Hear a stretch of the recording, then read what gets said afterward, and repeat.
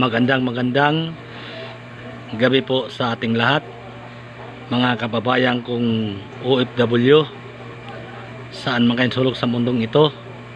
Magandang araw, umaga, tanghali, hapon at gabi po sa inyong lahat.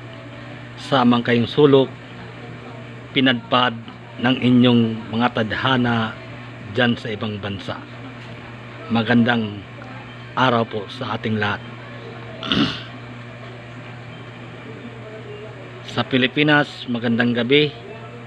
Sa mga sulok ng bansa sa Pilipinas, o sa mga sulok ng barangay, syudad, sitio, magandang gabi po sa inyong lahat. Ang muling pagbabalik po ng inyong munting vlogger, ang Laban Lang Pinas TV, sapagkat ipagpaumanin po ninyo na ngayon lang tayo ulit nakapag live or makapag-upload ng video or ng mga video, sapagkat na-destino tayo sa medyo remote area na kung saan ay wala talagang signal.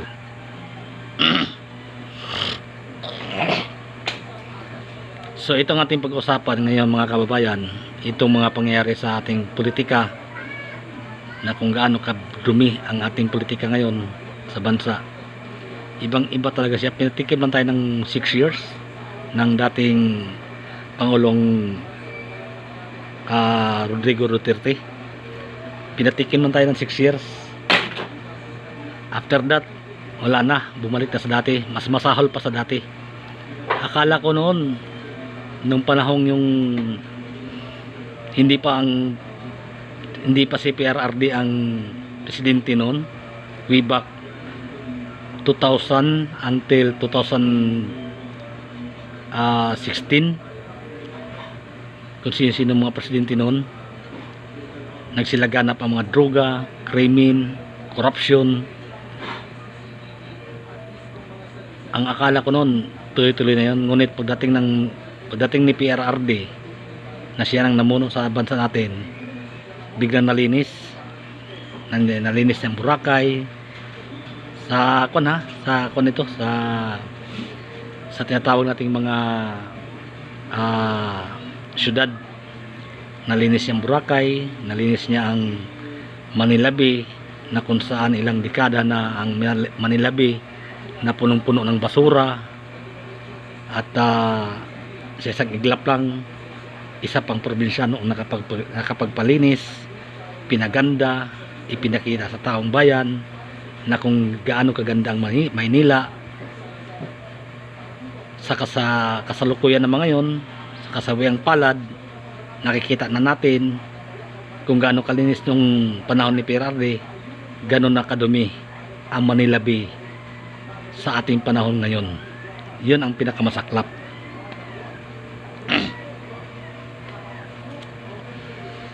Sa bagay, hindi naman kataka-taka. Bakit kanyo? Kung ang ating politika marumi, how much more ang ating kapaligiran sa bansa natin na hindi dudumi? Yun lang naman eh. Ganun lang kasimple yun. Kaya nga sabi ko nga, kagaya ito ngayon, itong pinagagawa nila, pinagpipilitan nila ang kanilang mga investigasyon. Yang kay Mayor dating mayor na si Alice Guo ng Banban, Tarlac. Yan maniwalat ka sa hindi, pauwi yan sa mga Duterte. Hindi yan magtatagal sa mga Duterte, pauwi yan. Tutulig sa nila dyan ang ating dating Pangulo. Takot at takot sila sapagkat ang mga Duterte ay taong masa ang kanilang kakampi, kasi sila makamasa. Pero itong pangyayari nga sa bansa natin, itong mga politiko natin ngayon, sa tingin nyo ba masa ang kanilang ginagawa? Ang kanilang ginagawa niyan puro pang ninira sa ating bansa, puro kababuyan lamang ang mga pinagagawa nila. Nakikita nyo bang strategy nila? Puro investigasyon para lang makakuha sila ng slate, makakuha sila ng mga magandang points na akala naman nila makaka-points sila sa mga Duterte. Never talaga.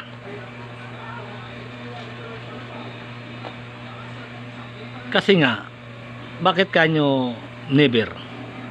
Kasi nga, ang pinagagawa nila puro naman kasinungalingan. Wala naman talagang totoo eh. Yan si dating Mayor Alice Guo, na tinatawag ni Risa Hontiveros na guwaping. Iyan ang kauwian niyan sa bandang huli niyan, sira ang mga Duterte diyan. Kasi nga hinuli na nila si Kibuloy sapagkat naniniwala sila na si Kibuloy ay may nalalaman din sa patungkol sa mga ginagawa ni PRRD. Ay ano naman ginagawa ni PRRD? Na ang alam naman ng taong bayan, ang ginagawa ni PRRD ay puro lamang sa taong bayan. Nakikita naman natin bahay niya, kung gaano siya ka simpleng tao. Nakikita naman sa pananamit niya kung gaano siya ka simpleng tao. Ikaw ba, kung ikaw ay may ginagawang kabulustugan sa bansa mo, o sinasabi natin, kasi ang uwian niyan kurakot eh, korupsyon ang uwian niyan. Kung ikaw nangurakot ng cash sa bansa natin, magdadamit ka ba ng ganun lang? Kakain ka ba sa isang restaurant na munggo at preto lang ang ulam mo? Sige nga, sinong politikong kakain ng ganun?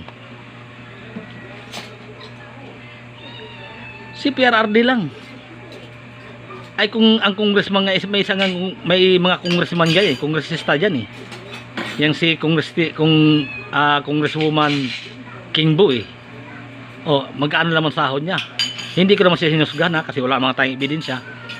Pero sa sinasabi nila na yang relo niya o mga bag niya nagkakalaga ng milyon-milyon. Isa pa to si Pastor Abante, Congressman Abante. Lintik na sasakyan na yan, ilang milyon yan. Rolex pa lang, Rolex lang milyon-milyon ang halaga.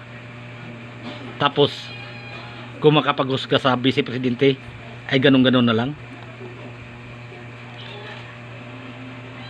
Ikaw Abante, naturing ang pastor ka sa reliyon mo, ang bilis mong makapag komento ng puwing ng kapwa mo tao, na samantalang ang puwing dyan sa mata mo, na truso ang nakaharang sa mata mo, hindi mo inaalis. Alisin mo muna ang truso na nakaharang sa mata mo bago ka makialam sa truso na nakaharang sa mata ng ibang tao. Hindi ka ba nahiya, Abante? Ordinaryong tao lang na Pilipino ang magsasalita sa iyo ng ganito.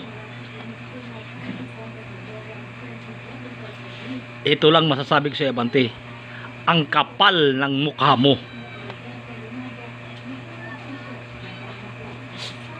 Ganon din kayo mga kongresista dyan, congresswoman Kimbo, ang kapal ng mukha mo.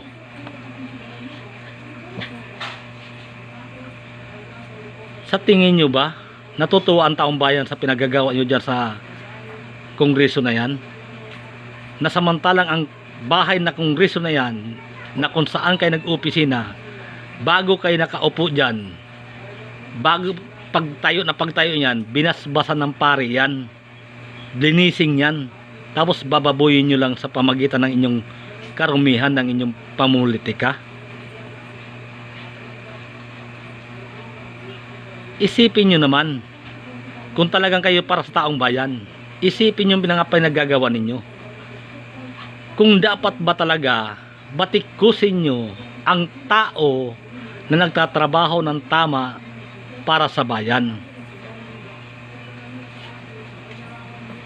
Pilit yung binabatikos ang vice presidente, ni hindi nyo nga nire-respeto.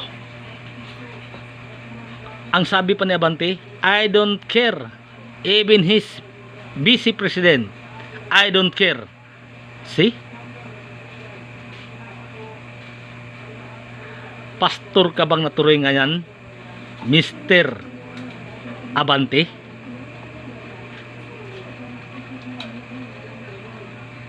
Demonyo na kalatay dyan sa utak mo. Satanas na ang nakalagay dyan sa puso mo, Abante.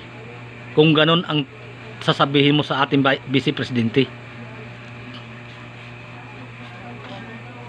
Kung wala kang magandang sasabihin sa ating Vice Presidente, manahimik ka na lang. Kung nasa puso mo ang paglingkod sa bayan, ipagtanggol mo ang Vice Presidente. Sapagkat ang Vice Presidente na si Inday Sara Duterte, nasa puso niya ang paglingkod at pagtrabaho, ang ipagtanggol ang kanyang mandato na kanyang sinumpaan para sa taong bayan. Yan ang totoo dyan. Kayo, nanunumpa lang kayo. Ang panunumpa nyo lang pala, dumilang ng inyong mga kuko. Hindi nyo isinapuso ang inyong panunumpa sa paglilingkod sa bayan. Kasi kung nasa puso ninyo yan, disin sana ay naglilingkod kayo ng tama, nagtatrabaho kayo ng tama para sa Pilipinas. Disin sana kaisa kayo ng ating Vice Presidente. Kaya nga tama yung sinabi ng Vice Presidente dati nung sa DepEd pa siya nung pakaupo pa lang niya bilang Vice Presidente, na inatake siya ni Hontiveros sa confidential funds na yun, na sinasabi niya ang kumakalaban sa confidential funds ay kalaban ng taong bayan, ang kumakalaban sa trabaho ko kalaban ng taong bayan. Tama yun, totoo yun. Sa inakala nyo, ganun lang kabobo ang Vice Presidente? Sa inakala nyo, ganun lang siya kababa mag-isip? Sa inakala nyo, pag nagbibitaw sa salita, wala sang ebidensyang inilalabas?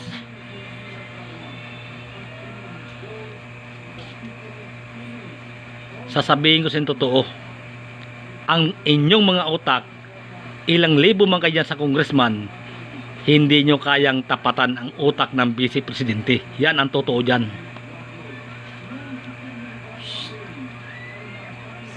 Sapagkat siya naglilingkod ng totoo, nagsiservisyo ng totoo. Hindi siya nagpapakunwari sa kanyang trabaho para sa gobyerno. Buti pa sa inyo si Congressman Marcolita ay salute nyo, Congressman Marcolita. Napakabuti nyo pong tao. Yan po, tama po yan, Congressman. Ipagpatuloy nyo na po yan. Sapagkat ang inyong ginagawa sa pakikiisa sa laban ng ating Vice Presidente ay pakikiisa mo na po sa pagkipaglaban naming mga taong bayan.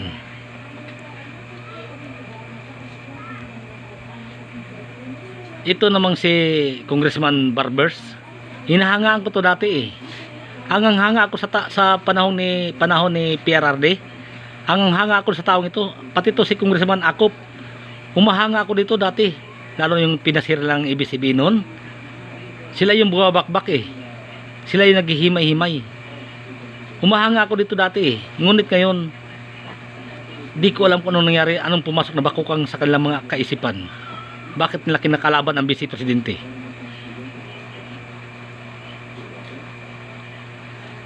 Kahit anong gawin nyo, mga congressman, kahit anong gawin nyo, kahit na magtilaan nyo pa ang tumbong o talampakan ni Romualdez, ni Tambaloslos, hindi po kayo mananalo talaga. Kung talagang idadaan sa tamang botohan, tamang eleksyon, hindi kayo manalo. Lahat ng kalyado ng Marcos Jr. na ito, ng inyong bagong Pilipinas, hindi kayo manalo. Maniwala kayo, 99.9%, basta sa tama lang, sa parehas na laban, hindi kayo manalo. Pero kung idadaan nyo yung papirma ni Tambaloslos na yung tawag nito, yung PSA, yung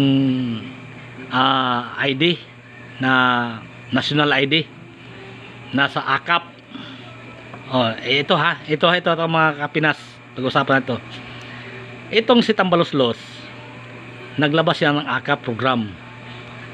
Kaisa niya si Nograles, Congressman Nograles ng Davao, ano ba, Davao district ba siya, second district ba siya, o di ko alam kung anong district siya sa Davao, si Congressman Nograles. Ito ang kanyang pinamigay daw sa Davao City, ayon sa mga ebidensya na nakaikalat ko, is 6,000 from the AKAP, and from the party list, PBA party list kay Congressman Nograles nga is 2,000. Mali. Ang from the office of speaker is 4,000.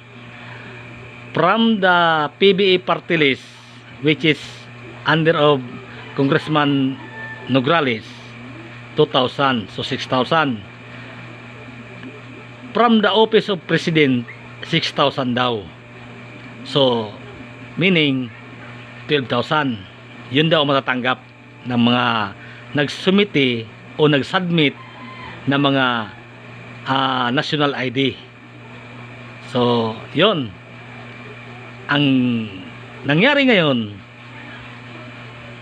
Tumawag ako doon sa isang kamag-anak ko sa Davao City kung nakatanggap na sila. Ang sabi, wala pa raw. Nangyari daw yon nung panahon kasagsagan ng kanilang pagtulik sa QGC sa Davao City. Doon yon na nagsubmit daw sila. Ngunit sa kasawayang palad, until today, wala pa rin silang natatanggap. Mayroon naman daw iba, pero karamihan wala pa. So gaano katotoo ito? Ito tanong lang naman, Mr. Speaker, Mr. Martin Romualdez, Ferdinand Martin Romualdez, gaano ito katotoo, sir? Yung bang AKAP mo, totoo po ba yan?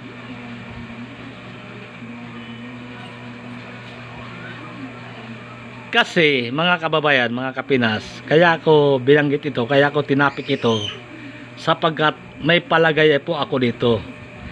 99% sa palagay kong ito. Ito palagay ko lang naman. Ang pirma na nasumiti sa pamagitan ng mga national ID, tiyak na yun ang igagrab nila, kukunin nila yun at ipapasok nila sa bagong system ngayon para sa eleksyon 2025. Yun ang nakikita ko, nakikita ko lang yun. Wala akong tinatawag itong pinagdudahan, kundi ito ay sa palagay ko lang. Inuulit ko, sa palagay ko lang. Kasi tayo mga Pilipino, malilikot ang utak natin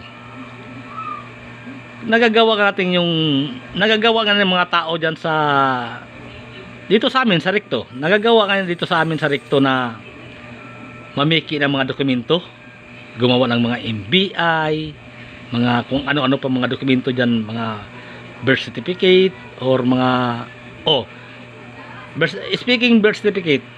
Nagagawa ka ni Mayor Alice Go na nagparehistro siya sa PSA pa mismo napiki niya ang nagawa niyang nailusot yung mga dokumento niya hanggang sa kakawa siya ng mga Philippine passport.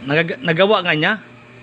How much more pa kaya itong national ID na ating mga pirma ng mga kababayan hindi nila magagawa? Imposible, di ba?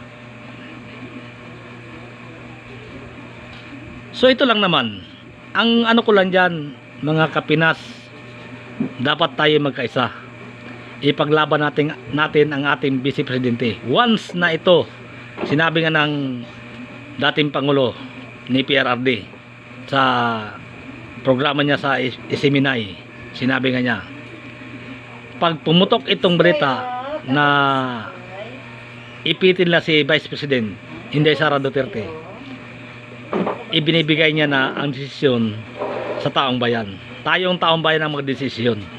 Sa according sa kanya, kayo ang naglagay sa kanila dyan, kayo rin ang may karapatan para alisin sila dyan. Yan talaga. Kaya dapat tayo makiisa sa anumang darating na mga panahon o araw na mangyayari. Kung kinakailangan tayo mag people power, gagawin natin para sa kinabukasan natin bansa. Kasi ang bansa natin ngayon, natitiyak ko, palubog na talaga ang araw ng ating bansa. Wala na. Ilang araw na lang o ilang panahon na lang, bankrupt na ang Pilipinas. Yan ang totoo yan. Kaya dapat nating pag-aingatan ito. Dapat nating ibangon ito habang may panahon pa. So muli, magandang gabi sa inyo at magandang araw sa inyo. God bless all. Thank you very much.